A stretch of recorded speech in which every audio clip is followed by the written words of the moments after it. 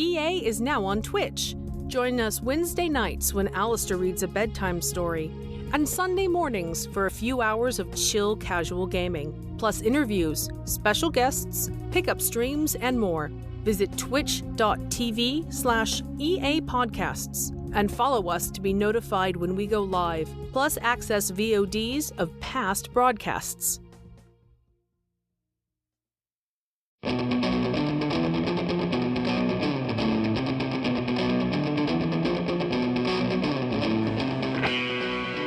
Escape Pod, Episode 903, Bishop's Opening, Conclusion, by R.S.A. Garcia.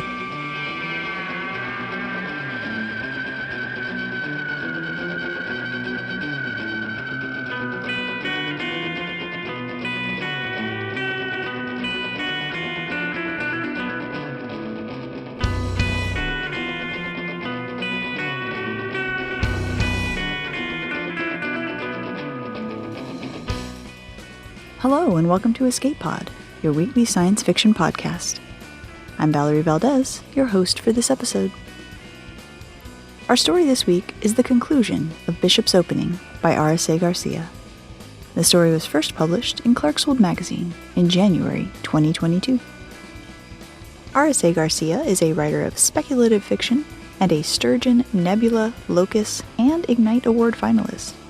Her Amazon best-selling science fiction mystery, Lex Talionis, received a starred review from Publishers Weekly and the silver medal for Best Sci-Fi Fantasy Horror ebook from the Independent Publishers Awards in 2015. She has published short fiction in magazines such as Clarkesworld Magazine, Escape Pod, Strange Horizons, and Internationale Magazine. Her stories have been translated into several languages and have appeared in a number of anthologies, including the critically acclaimed The Best of World Sci-Fi Volume 1, The Best Science Fiction of the Year, Volume 4, The Apex Book of World Sci-Fi, Volume 5, and Sunspot Jungle, Volume 2. Her work has also been longlisted for the Locus Awards and the British Science Fiction Awards. She lives in Trinidad and Tobago with an extended family and 2 many cats. Learn more at rsagarcia.com. Our narrator, Dominic Rabran, is an artist living in Silver Spring, Maryland. He also runs a show online called Dom's Sketchcast, where he makes art while listening to music and interviewing creative people. Find out more at domrabran.com. Now, get ready to see the final moves on the board for this personal and politically charged game of chess, because it's story time. The attendant set little bowls shaped like flower petals in front of Sebastian and Ollie. Steam drifted upward, redolent of fresh herbs and a hint of lime. Bits of white flesh speckled with green seasonings, and rolled dumplings floated in a golden broth. "You must be hungry by now," Sticky said. "I made this fresh earlier today. But of course, you know that. I dropped an entire pot." "This is Mom's fish broth, isn't it?" Ollie said in a low voice, staring at the delicate, transparent bowl. "Her favorite." Sticky's voice was gentle, and Sebastian's heart pinched at the melded love and loss in his expression. "The bishop has a fondness for it as well. I make it often for him." "Why do you call him the bishop? Isn't Bishop his name?" Sebastian asked. "Bishop is his title," Sticky replied. "Bishop Kingston. Only the king, queen, and grandmaster rank above him in one of the most powerful septs in Valencia. It's a great honor and a terrible burden." His eyes roamed Ollie's downturned face, as if committing her to memory. "But I should start with what you want to know." He invited them to eat with a wave of his hand, and settled back in the gilded chair, his fingers playing with the stem of his water glass. Sebastian closed his eyes at the first taste of the thin, complex broth, its citrus notes elevated by the spiciness beneath, making all the flavors sharper. "I spent my life bouncing from station to station and ship to ship, searching for ways to get better at cooking. I was obsessed with reproducing the dishes my grandparents spoke of, with finding a way to recapture the food and traditions we'd lost when the seas swallowed the Caribbean. When I met your mother, I was an impatient, arrogant bastard. But she saw something in me. I'd like to think my passion seduced her, but my neglect. He lifted his intense gaze to meet Ollie's. She would not tolerate that, for herself or for you. I didn't understand what I had then, you see. I was still chasing this need to be the best. Eventually, I drove her away. But I loved you, and your grandmother knew it. Your mother was not one for second chances, so it was your gran who brought you to see me. Ollie placed her spoon back in her bowl. Sebastian continued to eat, listening. Gran told me, after Mummy died, that you were my father. I thought... She paused for a moment and looked skyward. Like an idiot, I thought when she died, you'd come for me. When you didn't, I even went to the basement, looking for you. I went there again today, just in case you'd come back. And when you weren't there... She turned to Sebastian. I'm sorry, Bas. So sorry. I should have told you. It's okay, he said. I understand. Sticky's sigh carried the weight of the world.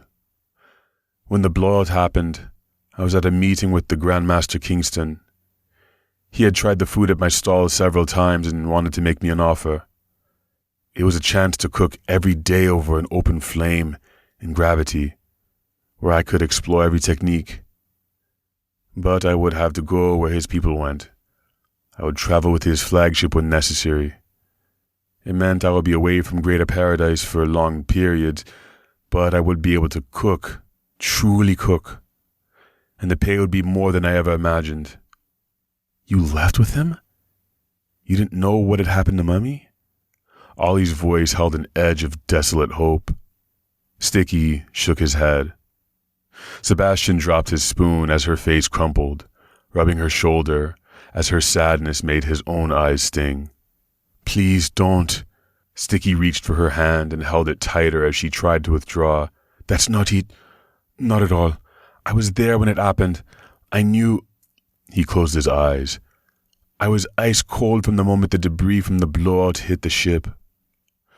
When we got to the bridge and I saw the bodies, I begged the Grandmaster not to wait for the station agents. He was a hard man, but we made a deal. The whole time the rescue team worked, I prayed she and your Gran weren't on duty. But she was the third person we brought in, one of the few still alive.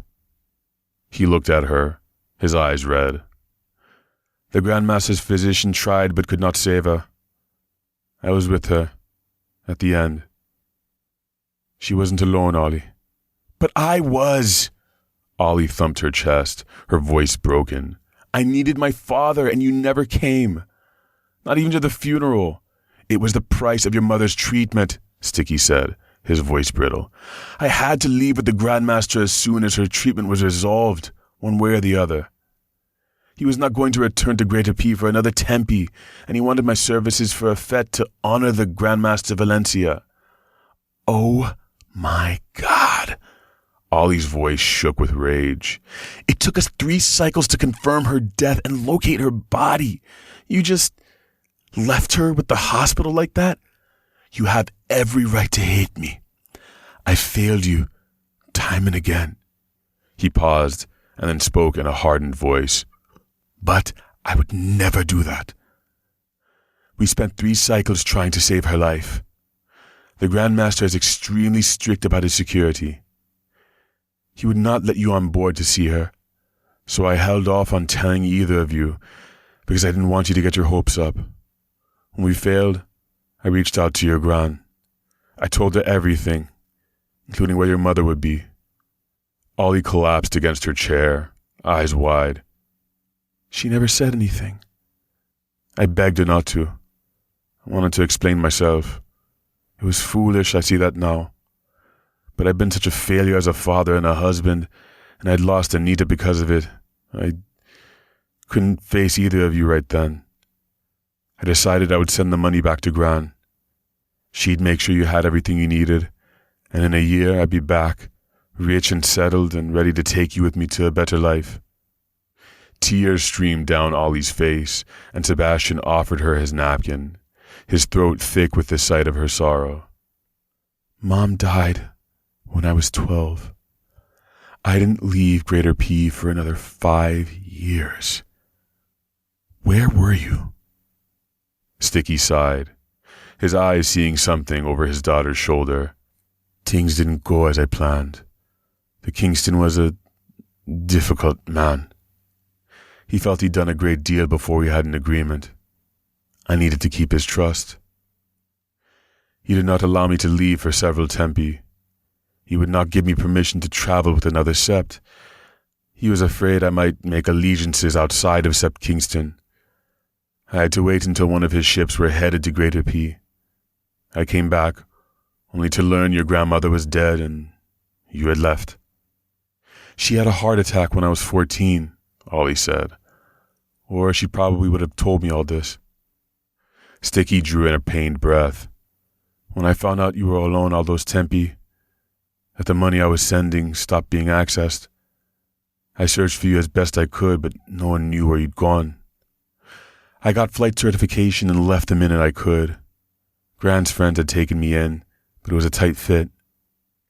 They had 3 kids of their own, and it was too much of a struggle for us all.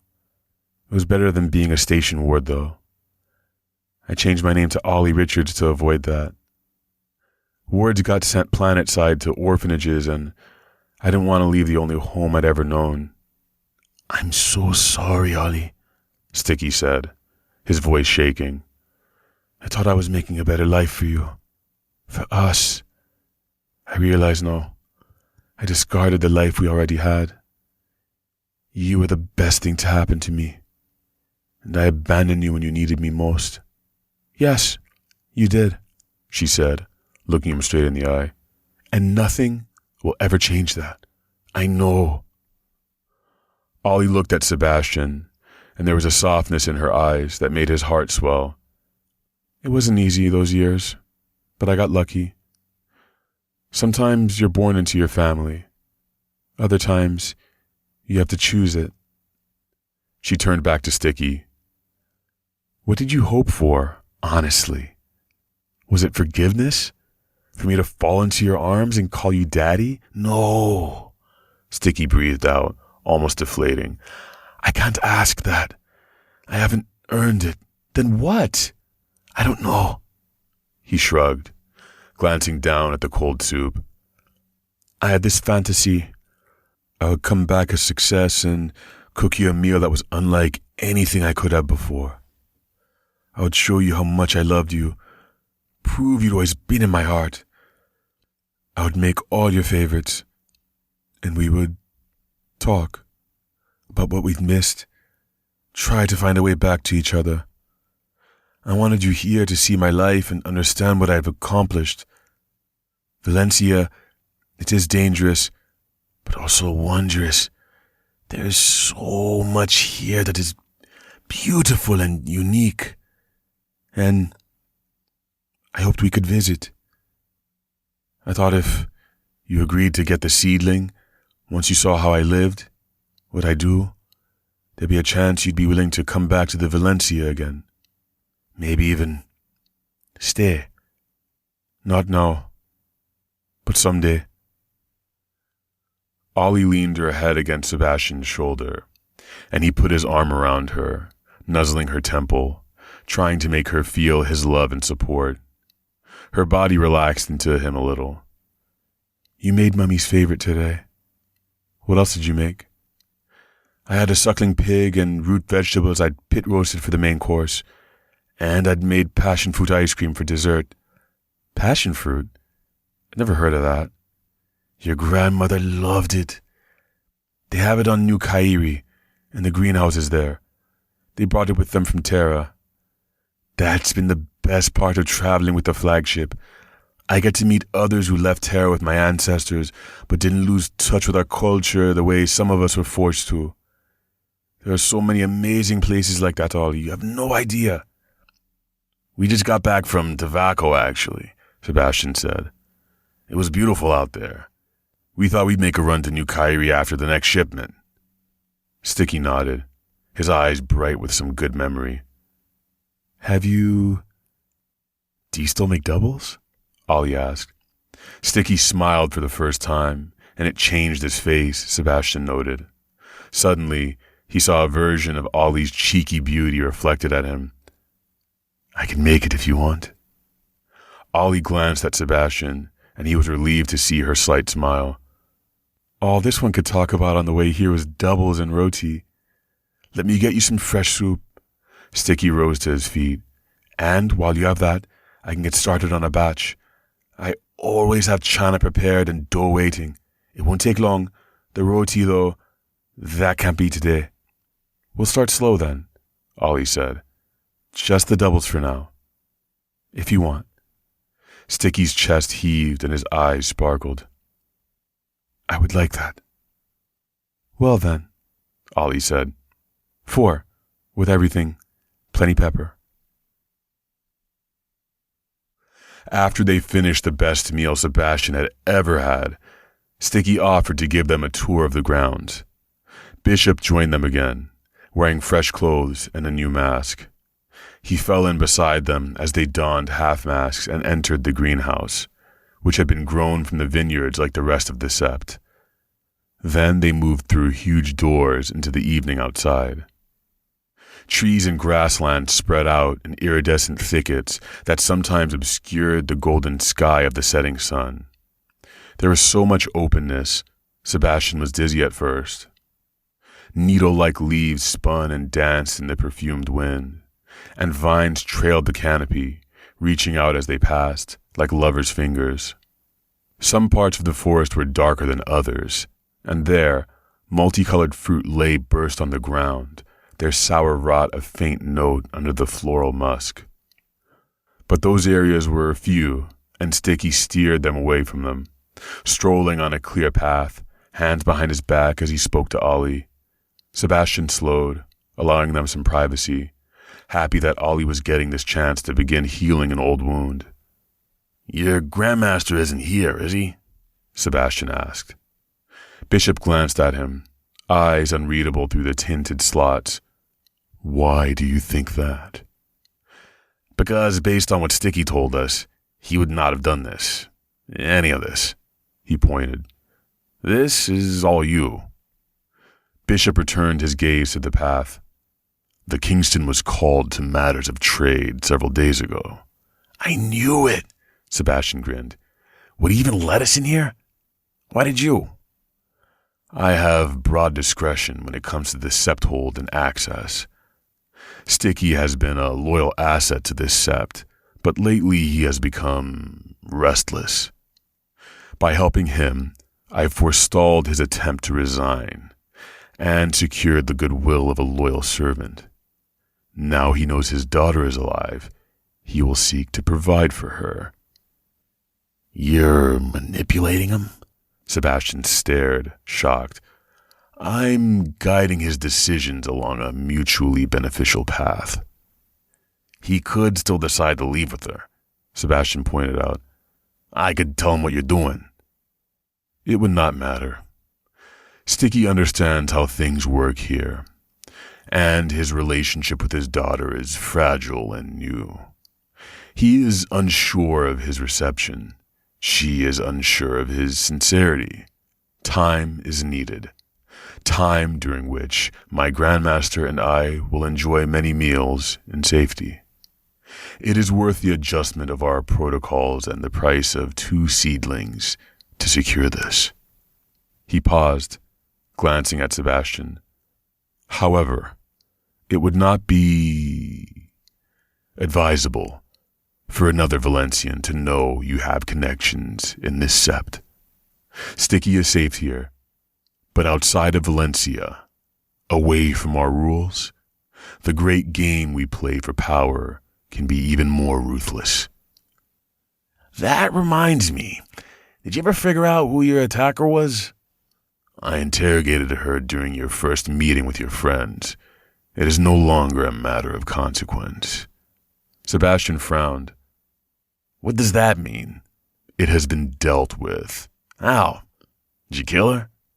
Bishop stopped and turned to him. What would you have done? Not kill her? Don't you have courts here? Shouldn't she face a judge or something? She did, Bishop said simply, and she was sentenced according to her crime. Sebastian raised an eyebrow. You're a judge? Bishops execute strategy on behalf of kings and queens who take their direction from the Grand Master. It is my remit to uphold the rules, or to find a way to bend them for my sept. So she's not dead? Bishop stepped close, so close his breath puffed against Sebastian's cheeks, raising the hairs at the back of his neck. Why do you care, Sebastian? She almost killed you, and would have killed me. Because you're making unilateral decisions about taking someone's life. That shouldn't be up to one person. In my world, it is. To be septed, to be Grandmaster. These things are the epitome of what it means to be Valencian. We make the decisions of what we need, where we go, what to trade. We earned that right. It is always up to us. My attacker knew that, and she chose to play the great game. She lost. She understands the consequences. Maybe, Sebastian said, his blood running hot. But that doesn't make any of what you do right. Who decides what's right, Sebastian? Do you? Do the people of Greater Paradise have any more say on what's right for that station than the people of the lesser games here? I didn't say we were perfect, but at least we don't kill people without a trial. We are definitely not perfect, Bishop agreed. And it struck Sebastian, then, that he'd not raised his voice or lost his calm demeanor, even as Sebastian struggled to hold on to his temper. But we are efficient, and we do not waste time on trials for those who enter the great game, knowing full well what they risk in their quest to rise to the top. You may not like our rules, Sebastian Carver, but be assured we have them. Sebastian studied the sharp line of Bishop's jaw, the grim set of his finely edged lips, and certainty settled in his mind. A slow smile spread over his face. Bishop's lips tightened. Why are you smiling? Because you're full of it. A dangerous stillness formed between them. What did you say? Sebastian stood between Bishop's spread feet and lifted his chin. I'm not saying you don't believe some of what you said, but if you truly believed all of it, you wouldn't be sneaking a cook's family into Valencia under your Grandmaster's nose because he's your friend. You mistake me, Bishop said. There is no such thing as a friend in the great game of Valencia. Maybe, but there's such a thing as a friend for the Bishop of Sept Kingston. Or you wouldn't have risked giving two complete strangers access to your world in exchange for a servant's goodwill. It is no risk. You have shown me you would lay down your life for a stranger, and you are Ollie's family. You would not betray her or her father. You will protect each other. To do otherwise would endanger all your lives. Yes, but why do any of this at all? If there's not a good man under all that great game hogwash, why even bother to go through all this trouble to bring me to your ship for treatment when I'm nobody to you? Why not kill us all when we attacked your people instead of taking us here to give two people a chance to find each other again? Why did you save me? Bishop snapped. You keep asking that like it's a bad thing. Why does it bother you so much? Because I have lived a long time and no one has ever done that for me, Bishop bit out. And for the first time, Sebastian saw his jaw clench. No one ever would. Why did you? Because in my world, if you can help someone, you do it. Space is a big, lonely place. When you find other humans, you cherish them. You have no idea when your reactor might go, or your hull might blow out from an impact, or your equipment might fail and leave you floating until your oxygen runs out. You don't know when the last time is that you'll get to talk to someone, laugh with them, kiss them. He swallowed, his mouth suddenly dry, and stepped back. Out there, anything that can take a life is the real enemy. Out there, you don't ask questions when you see a problem. You jump in and help. Because we're all valuable. We all matter. You, Bishop, you matter. And not because you're the bishop, because you're a human being. I didn't know I was saving anyone at the time, but I knew someone was looking to kill, and I couldn't let them do that to another human being. For the first time, the stern lips parted a little, as though he'd surprised Bishop. Sebastian couldn't look away from them as he added impulsively, "For what it's worth, even though this has been the longest, most insane cycle of my life, if it's even still the same cycle, I'm glad I stepped in front of you. You gave Ollie back her father." Bishop's lips curled. "If you believe me to be a hero or a good man, you could not be more wrong. You don't know me, Sebastian. Maybe I don't, but I'd like to try sometime." Bishop was silent a moment. Then he asked, "Why?" And the hesitancy in his voice made a strange tenderness unfurl in Sebastian's chest. "I don't know. I don't even know what you look like. But you helped me. You helped Ollie and Sticky. And you have an amazing voice. I like the way you say my name." He turned to catch up with Ollie, heart pounding hard, but satisfied whatever game Bishop was used to playing, however much he was used to winning, he hadn't won that round. "You are sure?" the Kingston asked. Bishop waited, silent before the virtual form of his Grandmaster and beside the very real one of his Queen. "The Bishop has been most thorough," the Queen replied. "In all, 4 pawns and 1 rook has been compromised. And the dead knight, of course." The Kingston turned to Bishop. "You were able to identify all these traitors due to the information received from interrogating the captured pawn?" "Yes, Grandmaster Kingston," he said. A slow smile split the wide, full lips beneath his half-mask. "And you say torture is not effective?" "I believe in give and take, Grandmaster. Pain and death cannot be the only reward." "Oh? And what was the give and take for the pawn?" "I took flesh in return for her life." The Grandmaster frowned. "You did not judge her as she deserved?" How to explain that when the time came to dispose of the unlucky pawn, he could not forget the heated words of a man the Grandmaster must never know existed. Could not forget how twice in his life he had been helped, shown mercy. That once he learned how new to the game the pawn was, his ruthlessness felt like the type of cruelty Sebastian would never forgive him for.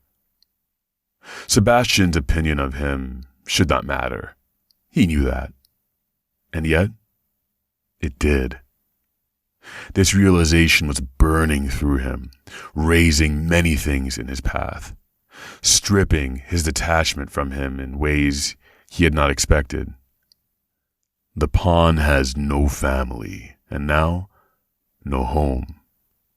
The moment she returns to Valencia, her implant will kill her. If she tries to remove it, her implant will kill her. She is maimed, alone, and disgraced. "She has her life," the Queen remarked.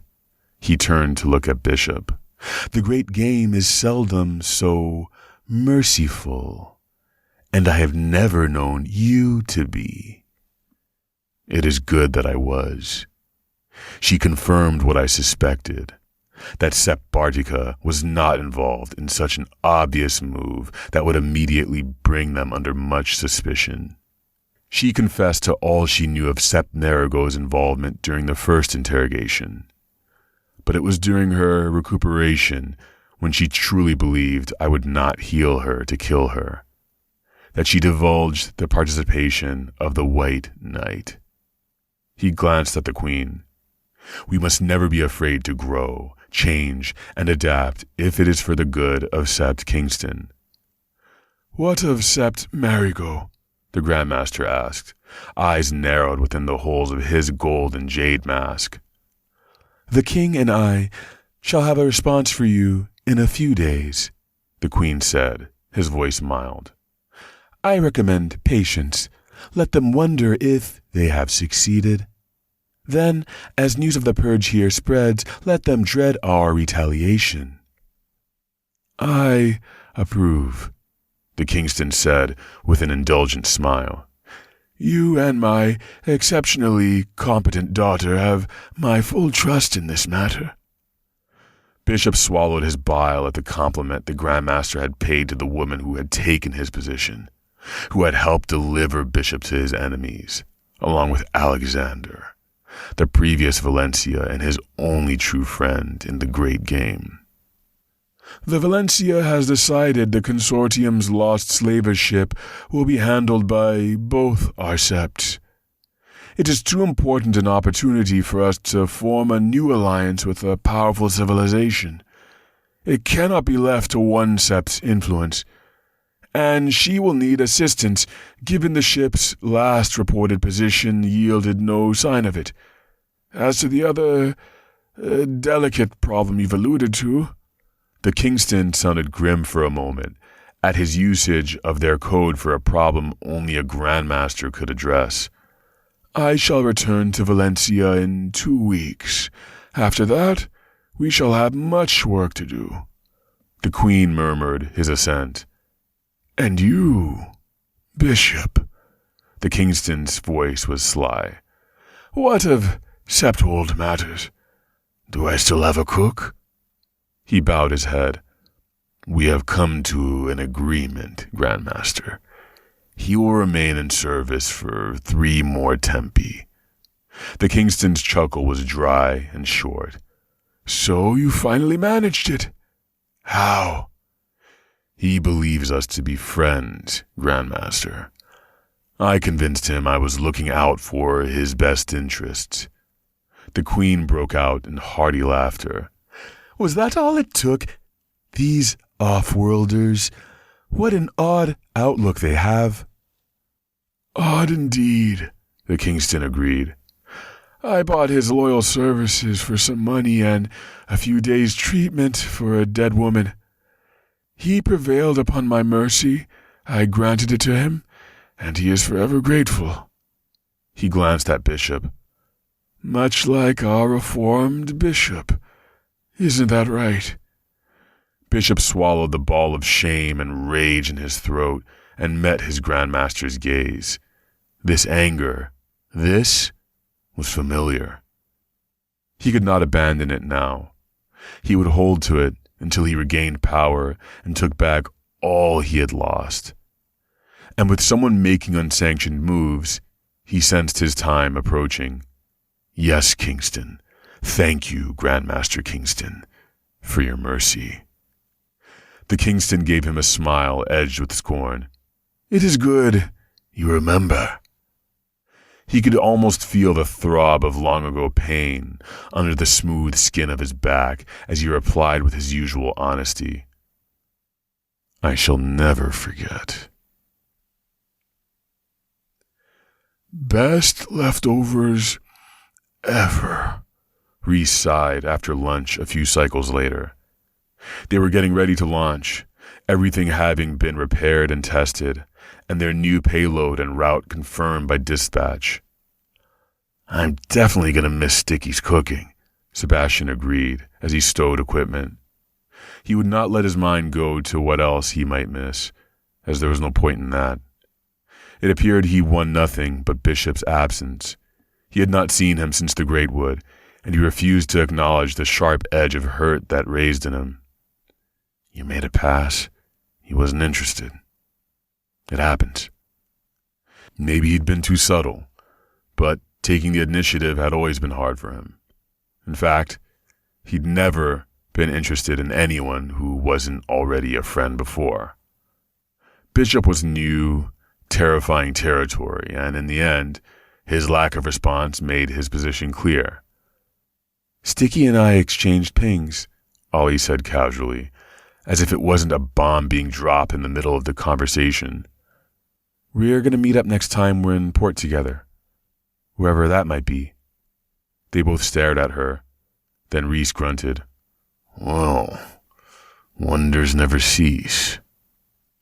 That's good, Ollie, Sebastian said with a grin. Real good. It's not a big deal, she warned. I haven't forgiven him. I just really like Bus Up Shut. They laughed, agreeing without words to leave her the fragile safety of her flippancy. Thank you, she said to Sebastian in a halting voice, for being there for me through that. And thank you, she turned to Reese, for always understanding what I need. I don't know what I'd do without you guys. Reese made a humming noise and turned away. You'll never have to find out. Sebastian went outside to make the final checks with the shift supervisor and knock panels for document transfer. The supervisor was walking away, already conversing over his implant with another ship's crew, when he noticed a tall figure coming straight toward him out of the corner of his eye. He turned at the bottom of the Kiskadee accessway, taking in elegant shoulders under a loose shirt, hands tucked into the front pockets of jeans, and, finally, the arresting and unfamiliar face. His body recognized Bishop's scent before his mind caught up to the soft flop of hair over a smooth forehead and the watchful darkness of his eyes. The lips were as stern as ever, his jaw flexing under golden brown skin. Wow, Sebastian said. You clean up good. Bishop glanced at the ship. You're leaving. You're not wearing your mask. Sometimes I need to go about my business without announcing who and what I am. Sebastian cleared his throat and asked, And what business are you about today? Bishop's eyes gave away nothing as they traveled his smudged coveralls and heavy boots. You were right, he said.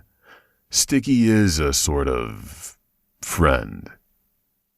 Because I know what it is to be taken into service with the expectation that you forget those you left behind.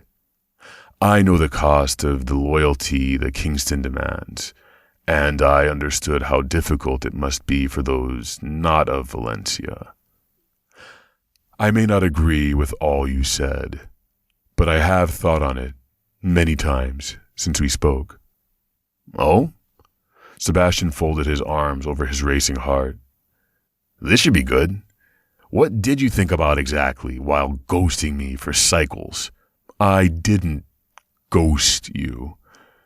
Your seedlings always tell me where you are. But I had much to do.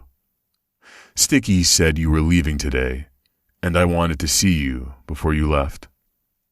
You could have seen me when we were visiting your ship, or the last time we went to see Sticky in Valencia, he pointed out. Bishop inhaled deeply, then breathed out. It is not a good time for me. There are things I am bound to do. Problems within our society, with the Great Wood itself, that I am tasked with helping my Grandmaster and our leader, the Valencia, solve. Surprise swept through him. What kind of problems? Bishop glanced at the ship, then back at him. I wish you and your lovers well, Sebastian. Stay safe on your journeys. I do not think we will meet again. He moved close, giving Sebastian time to react, time to refuse. The problem was, Sebastian thought, as he watched him lift his hand, curl strong fingers around his neck and pull him near. He didn't want to refuse him.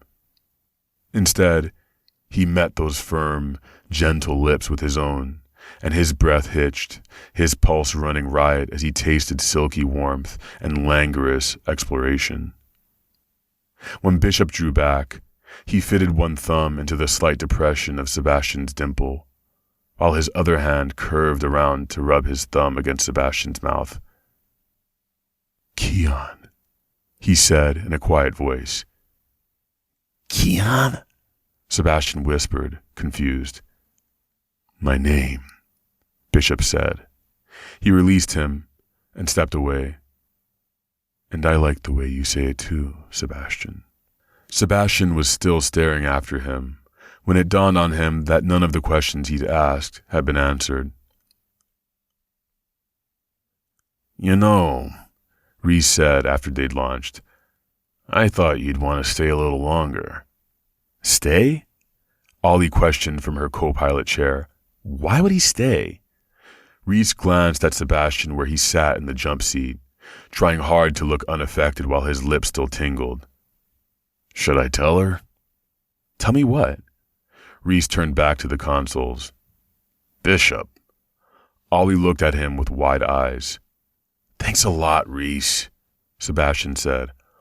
"Oh my God! He's such an asshole though, Bass. Really?" "Apparently, he doesn't kiss like one," Reese said. "You were watching," Sebastian accused. "I was testing the cameras." "How could you not tell me?" Ollie slapped at Reese's arm. "You know how I love to watch him get hot and bothered." Reese grunted. "Checklist was more important." "You're such a prick." "That's why he likes me."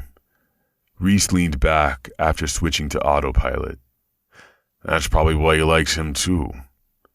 "I do not like you because you're a prick," Sebastian said, glad no one could see how hot his face felt. "It's precisely because you're more than that. He waved a hand. All that. And so is he." "Sure about that, are you?" Ollie said with raised eyebrows. He sighed. "Hell no. All I'm sure about is the man has too many secrets and is nothing but trouble. His kisses might be worth it, though." Ollie's expression softened. "Yours certainly are. But no more getting caught up in assassination plots, okay? They don't usually end with good food and kissing." He held his hand over his heart. "I swear I don't go looking for trouble. It just finds me." "Maybe you exchanged pings," Reese said in a mild voice. "A joke!" Ollie squealed. "Are you okay, Horace Reese? Do you have a fever?" Reese ignored her and turned to face Sebastian fully. "You could have stayed. Spent a little time with him. If you feel something for him, you can say so. You know that, right? You can change your mind about us." Sebastian unclipped himself from the chair, walked over to Reese, and bent to give him a lingering kiss. He held his face with both hands as he said, "Yes, I feel something. But I don't think it's the same for him. So no, I haven't changed my mind," he said with a smile. "I'm where I want to be, with the people I love." "Same," Ollie said, reaching out to caress his forearm. Reese grunted as Sebastian stroked his head, closing his eyes in contentment. For a few precious minutes, there was nothing but the three of them breathing in harmony as greater paradise faded, a dying of the light in the star-studded dark. Just perfect. Well, almost. "So," Sebastian said, "did you leave any roti for me, or did you assholes eat it all?"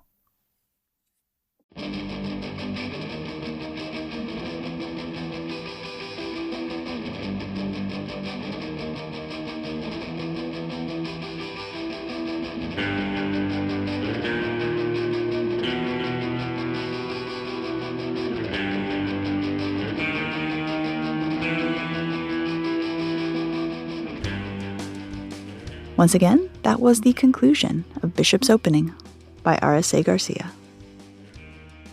If the talk of doubles earlier in the story didn't make you hungry, I bet this episode did. Food can be a source of fond memories, or sometimes it can arouse more complicated feelings. The past can't be erased or changed, but the future is a meal that has yet to be prepared. And what about love? It can be found hiding in unexpected places, like in the apparently cold heart of a bishop, who finds warmth in a man with no interest in playing galaxy-changing games. Check and mate.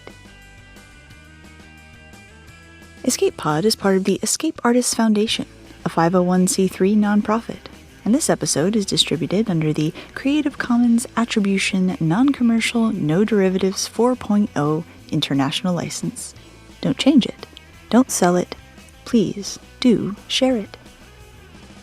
If you'd like to support Escape Pod, please rate or review us on Spotify, Apple Podcasts, or your favorite app. We are 100% audience supported, and we count on your donations to keep the lights on and the servers humming. You can now donate via 4 different platforms. On Patreon and Ko-fi, search for Escape Artists. On Twitch, we're at EA Podcasts. You can also use PayPal through our website, escapepod.org. Patreon subscribers have access to exclusive merchandise and can be automatically added to our Discord, where they can chat with other fans as well as our staff members. Our opening and closing music is by Daikaiju at daikaiju.org. And our closing quotation this week is from Nalo Hopkinson, who said, "We do not know a planet that is home. We are always home. It is our job to see and map and learn languages and stories and carry them from place to place." Thanks for joining us, and may your escape pod be fully stocked with stories.